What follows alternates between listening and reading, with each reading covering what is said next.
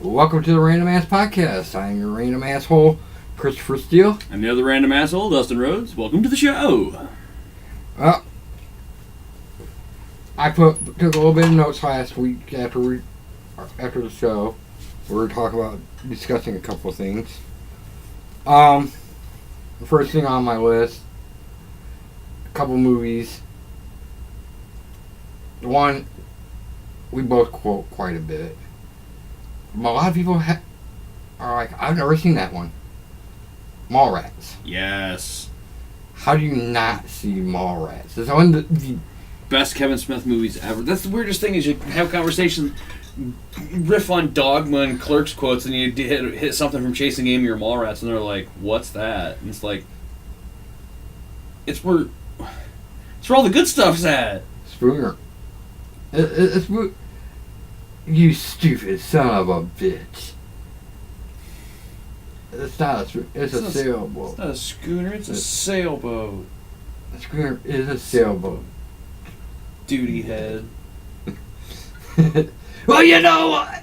That's the Easter Bunny's not. That's just a guy in a suit.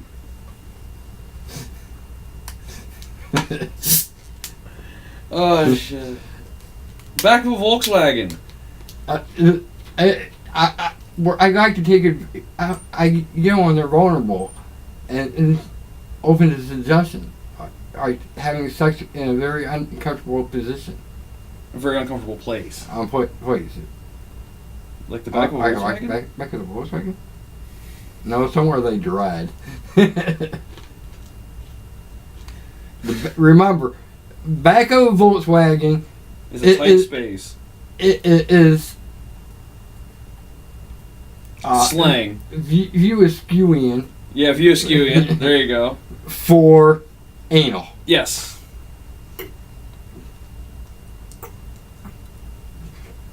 That's one of my favorite fucking ones too. What, you think because a guy reads comics he can't fucking start some shit? What's going on here? No, one of my favorite parts is something easily missed. It is that some kid just got caught in the escalator. Again? Or no? Was it? No, it's after all that. Because it's in the background. You hear some kid just got caught in the escalator. Because he's talking about that kid is on. I hope a bloodbath is ensues. How do you get caught up in a bloodbath ensues? I was taught to fear and respect the escalator. Right. I love the first interaction between Shannon and Brody, where he's like, "You want to say something?" "Yeah, about a million things, but I can't express myself monosyllabically enough for you to understand them all." I've used that quite a bit. People are like, "What the hell is that?" Like I said, it's a movie that people actually don't know. The Stink Palm, for Christ's sake. And there's a line in that for the Stink Palm bit that actually shouldn't even be there because they cut that the opening scene.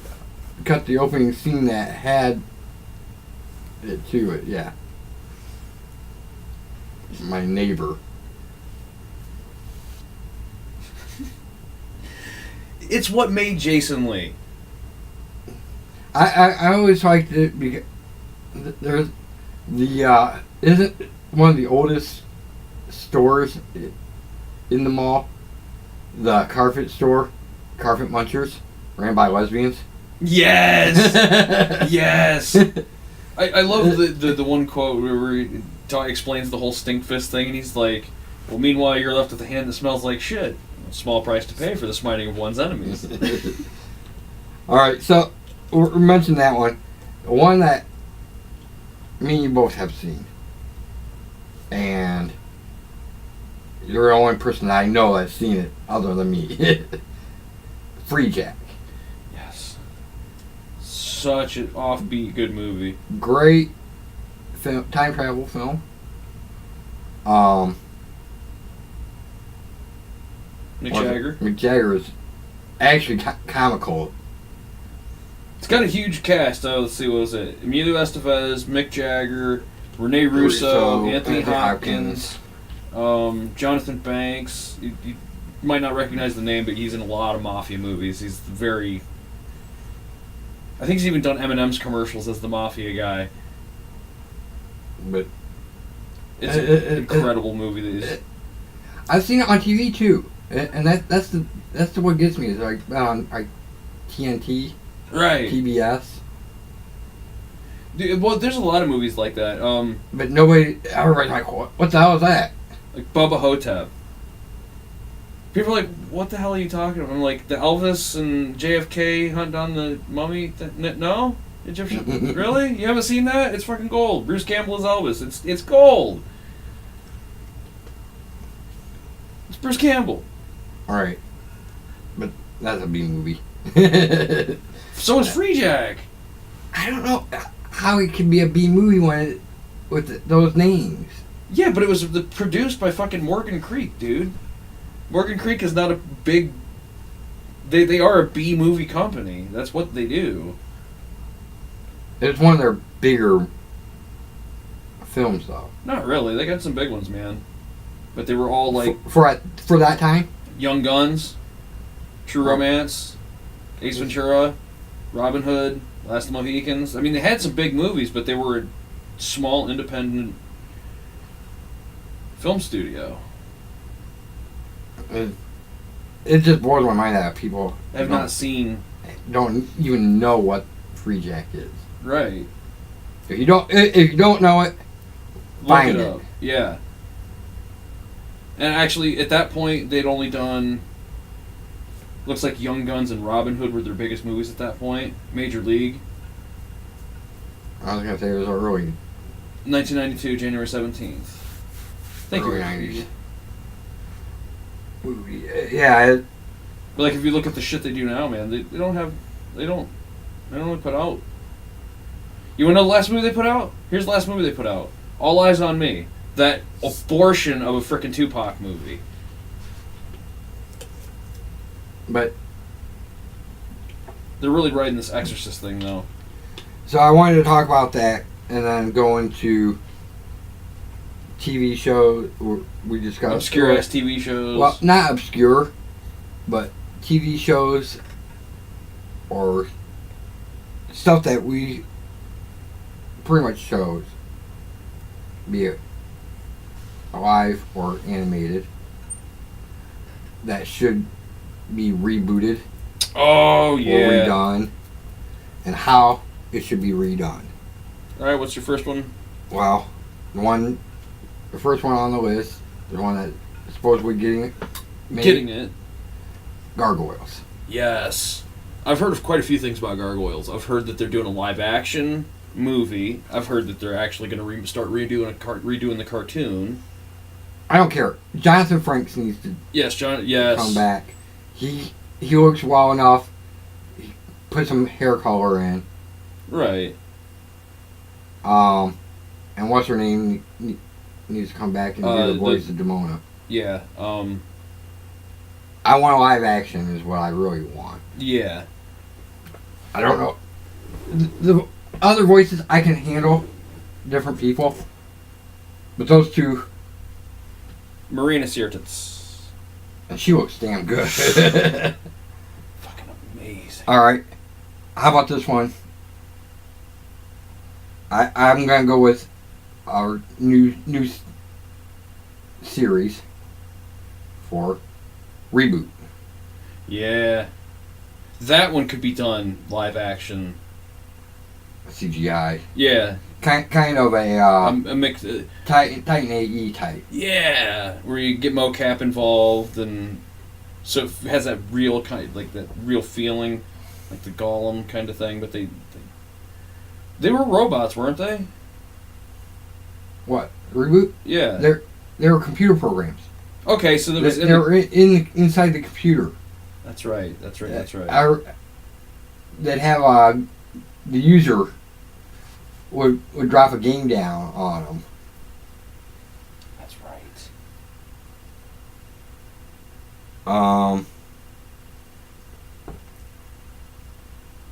And the last one I have written down. Wait a minute. What's this?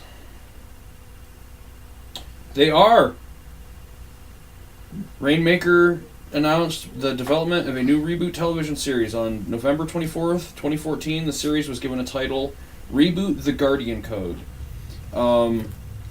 26 episodes for the first season has been ordered, and filming has started in February. So it looks like it might be getting a 2018 release. That'd be cool. So boom, there's one that's getting. I hope it's done at least correctly. Well, it could be a spin-off later from the end of the series. Remember, Bob, the main character, was a Guardian. It is the sequel. It is going to be considered a sequel. So that's what I figured. It makes what I said. I kind of want them to just restart. Right. After playing the multiplayer Cyber Guardians video game together, 4 teenagers are recruited by the virtual and evolutionary recumbent avatar to fulfill their mandate to mend and defend cyberspace. A 4-person team must now protect cyberspace from threats that pose true consequences to both virtual and real world. It's more than these kids expected when they started at Allen Turning High. Way more. That's the plot. I don't know about that. All right, so the last one I got written down. Dot, Enzo, and Bob are confirmed to appear in the first season. They will. All right. Anyways, the last one I got written down on here is Alf. I want a movie. I want an Alf movie, a live-action movie. We've had all kinds of 70s and 80s reboots and remakes. Movie redos. Dukes of Hazzard. Starsky and Hutch. We've had fucking Miami Vice. Miami Vice.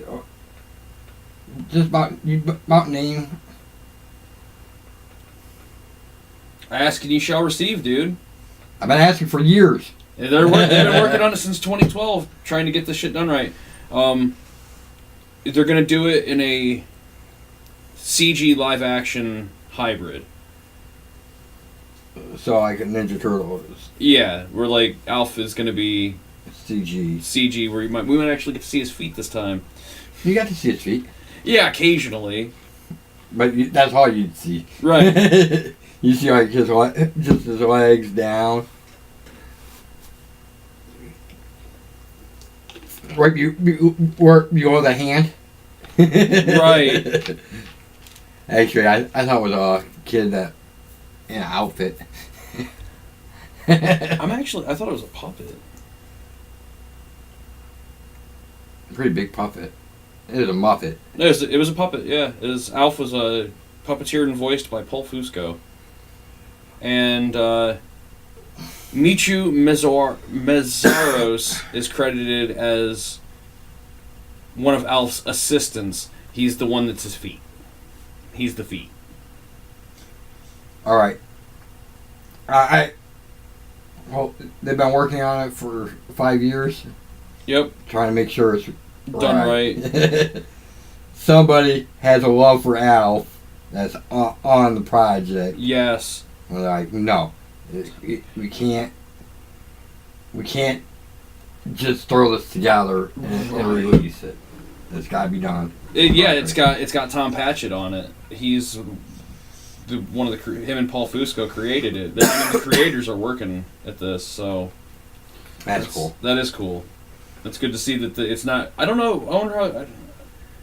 This many years in, let's see if I can find anything about the new movie. Alf movie for 2018, because that seems reasonable, right? It does, but at the same time, I don't see that happening. I still see it a few years away. Right.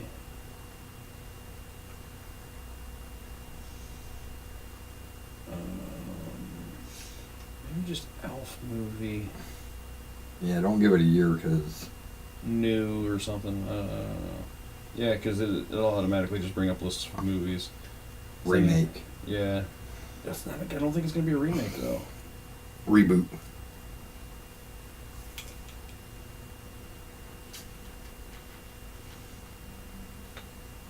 Because I don't see it being a spin-off movie.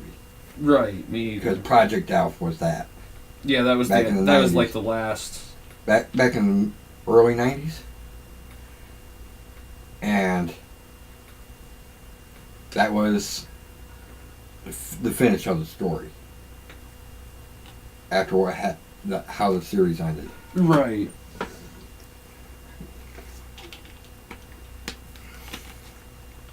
All I'll just keep saying is there's an Alf movie on the way. The most recent one is 2015.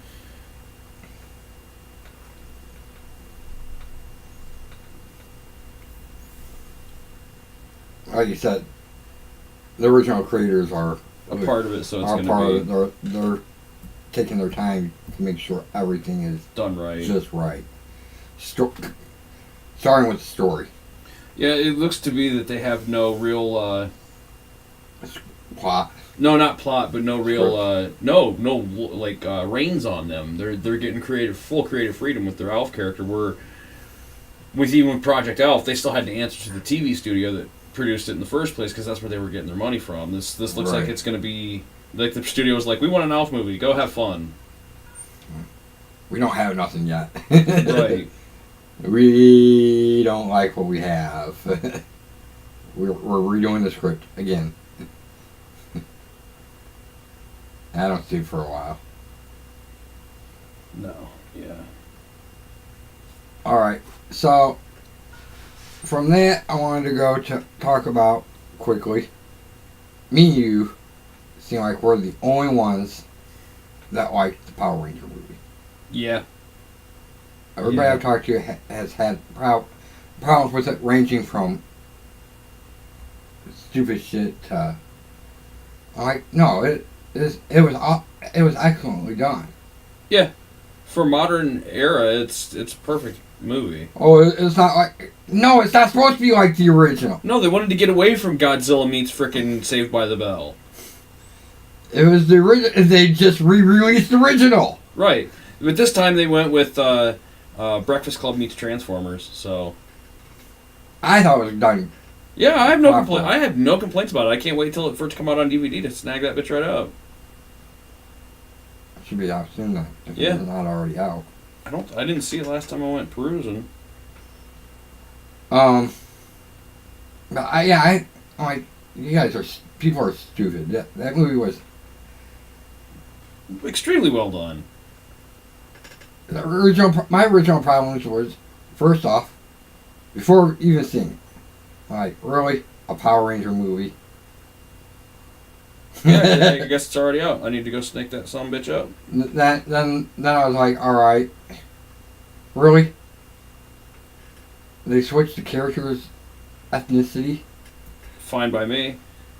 which I'm like, all right, I get that. It's actually Power Rangers is actually based off of a show that started in the 70s. Right. And this is more trying to lean more toward that, which people don't get. I think that's why I like it. Is they're trying to lean more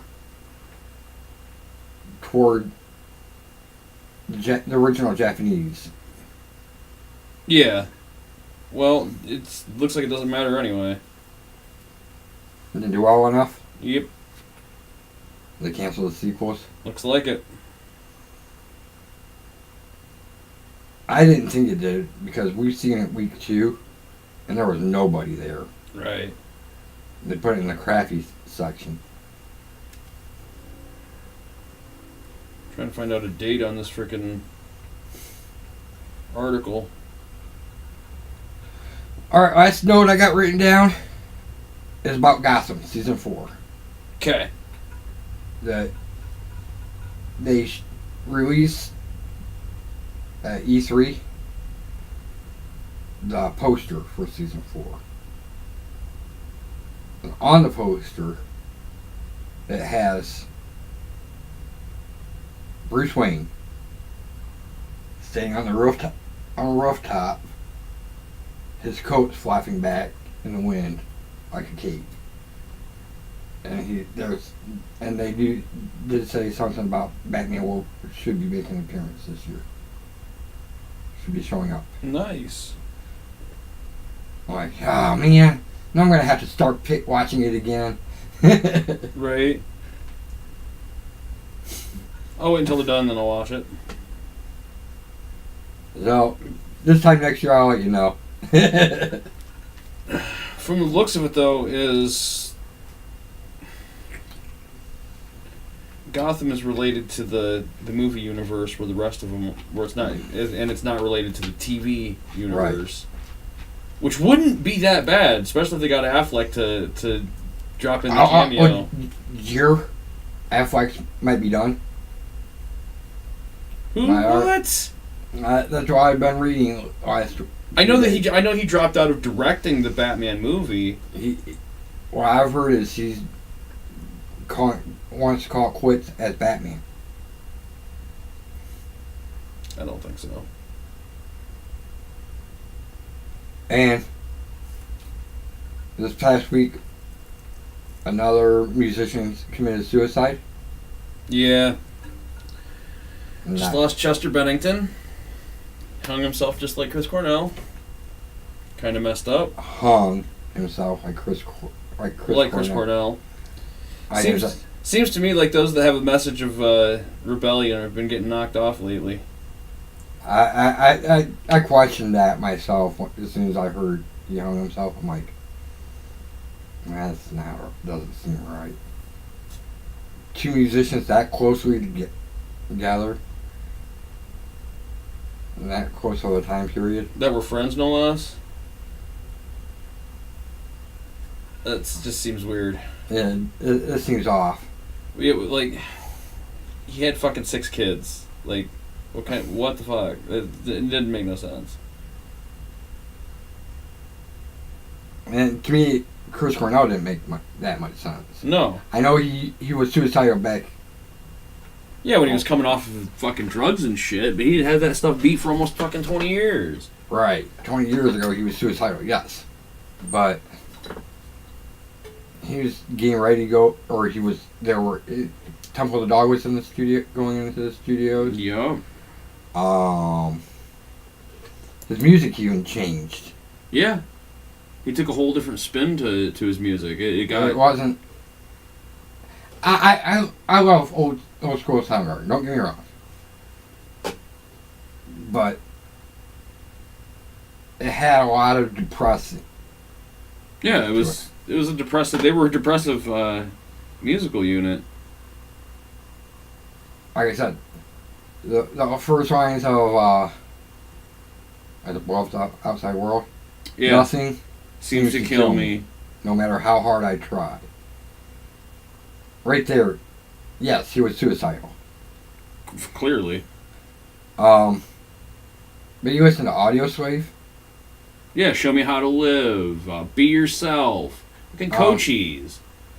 All those are... Even the song, Like a Stone. It sounds depressing, but... If you listen to the lyrically, it does sound a little bit depressing, like he's depressed. But no, it sounds like he's gonna live. He's not trying to kill himself. Right. It just, when it comes, basically. Right. And it just don't seem to make sense. Chester Bennington makes even less fucking sense.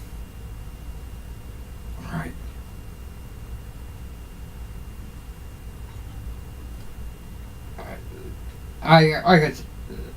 But sometimes it can get just to be too much to not be able to go anywhere or do anything without having people fucking up your ass. But like I said, with Chester, he was actually in the wrong genre. Yeah. He needed to be in metal. Yeah. He would not go to metal. You wanted to be rap rock. I don't know why that was either. Because you hear solo stuff? Yeah. And it was rap rock. Yep. Like, why? You're a metal singer. Listen to your voice. You're a metal fucking singer, Chester. Fuck your heart. Follow your fucking talent. Listen to your own fucking shit. You're metal. Very metal. Fucking. Like I said, STP was the best fit for it out of what he had done. Yes. To his vocals, STP was the best fit for him. Very much so. And I'm not saying that was a great fit for him. It's just the best fit that he had done.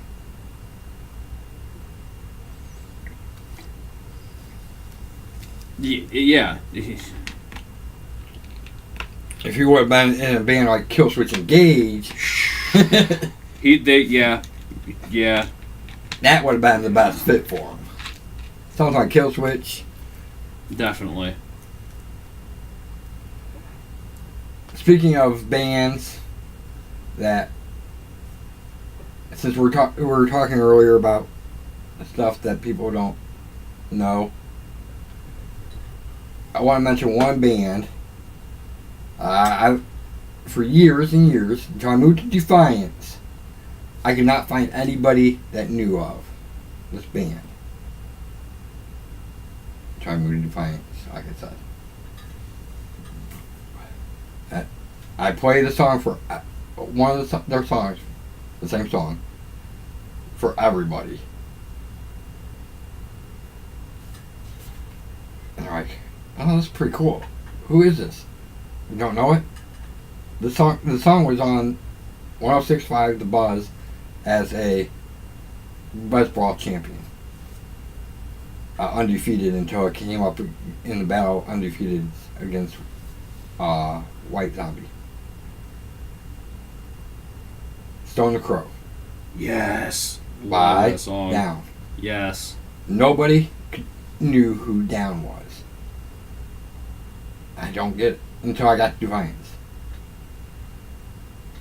Defiance has a lot of metalheads. But people are like, oh, I know who that is. Phil and Somno. I'm a Pantera fan. Or Pepper Keenan.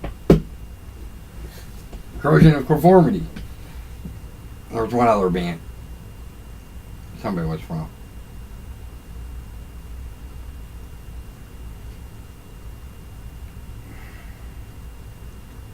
Yeah. That's weird. Chester hung himself on Chris Cornell's 53rd birthday.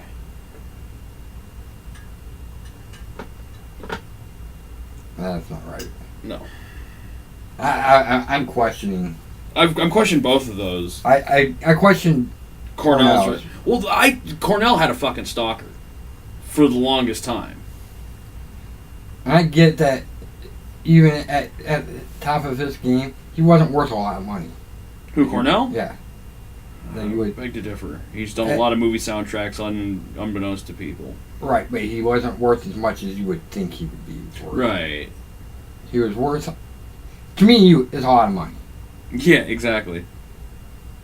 But in the industry, it's not.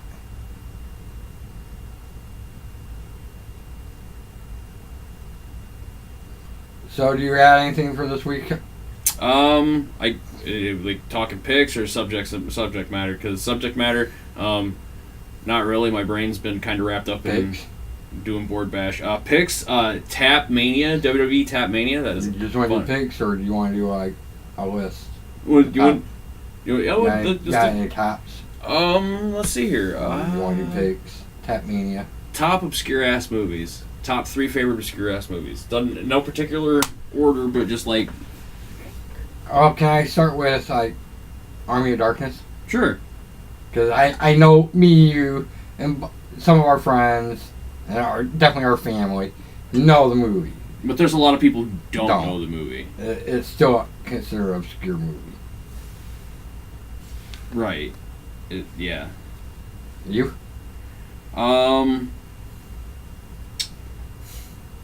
I'll go with the one I mentioned earlier, Bubba Hotep. That movie, there's a lot of people that do not know.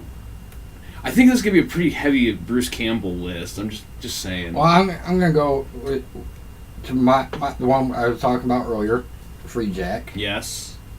Then. Oh,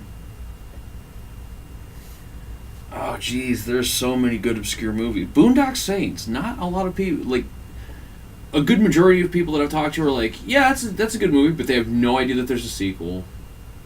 They don't.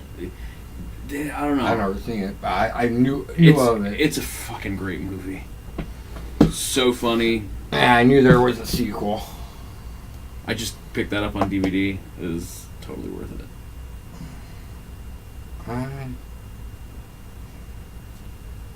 Let's go with Mallrats for my third one, since people actually, technically, it is an obscure one. Yeah. Even though Yes Dear mentions Mallrats.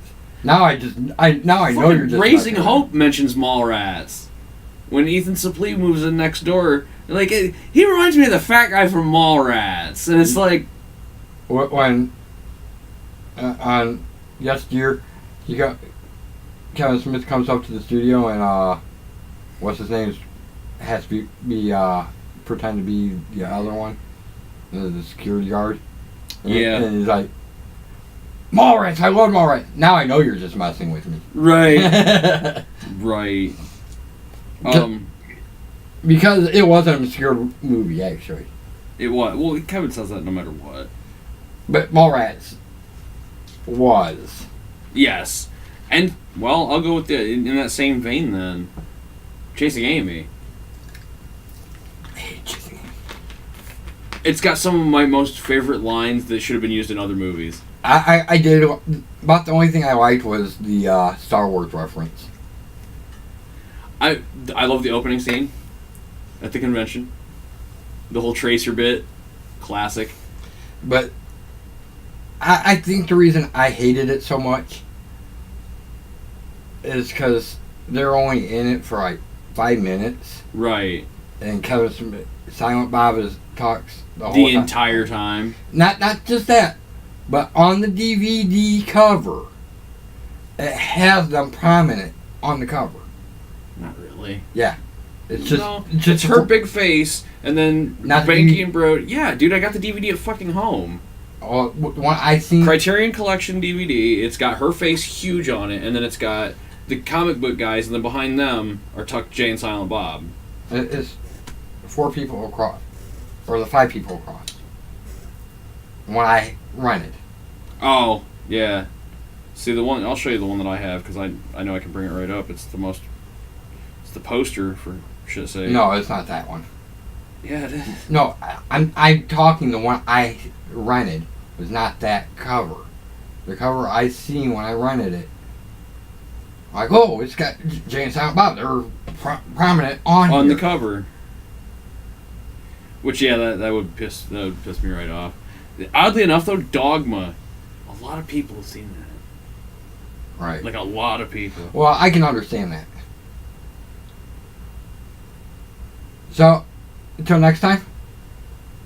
Oh, wait, before we go, next week we're going to have a special guest in this. No, that's not the one No, it's actually more. I've seen that one before, but it's not that one. It's just the people across. Diagonally, kind of. Just like them? Just those guys? Where it's basically the big center picture just moved up and inflated without her on it. Yeah. See, this is the one I always saw that I had looked for. That one too, but that one was the VHS. Yeah. See, we definitely need to get an editing program so we can show all these people what the hell we're looking anyways, next week we're gonna have a special guest. Hopefully, yes. It'll be prominently music based. Right. Other than that, always remember, like, subscribe, share. Tell your friends, tell your enemies, tell your frenemies. Yeah, subscribe. Tell your friends to subscribe. Tell everybody you can. Leave comments. Leave comments. Give us shit. If you think we're full of shit, call us out on it. Yeah. Well, we might tell you fuck you, but and don't hey. And if anything, just keep it random. So until next week. Forever and always. Keep it random. Peace. Peace.